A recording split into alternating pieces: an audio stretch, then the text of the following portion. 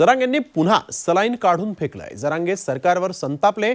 उपचार करून घ्यायलाही जरांगेंनी पुन्हा नकार दिला। सलाईन लावायचं असेल तर सरकारला धारेवर धरा असं त्यांनी म्हटलंय। तसंच मी मेलो तर मला सरकारच्या दारात टाका अशी उद्विग्नता त्यांनी व्यक्त केली आहे। सगळे स्वरे कायद्याची अंमलबजावणी करा अन्यथा तुमचा सुपडा साफ करू असा इशाराच जरांगेंनी सरकारला दिला। जरांगेंच्या उपोषणाच्या 5व्या दिवशी त्यांची प्रकृती खालावली। त्यांच्या नाकातून रक्तस्राव होऊ लागला।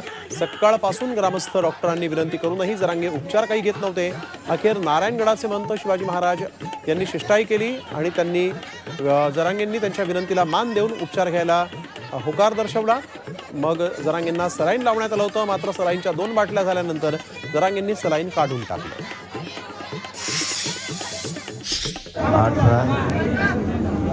18 किंवा 19 तारखेला आपण मुंबईला जाऊ। मी जर गेलो मला तसंच त्यांचं दारात घेऊन आलं।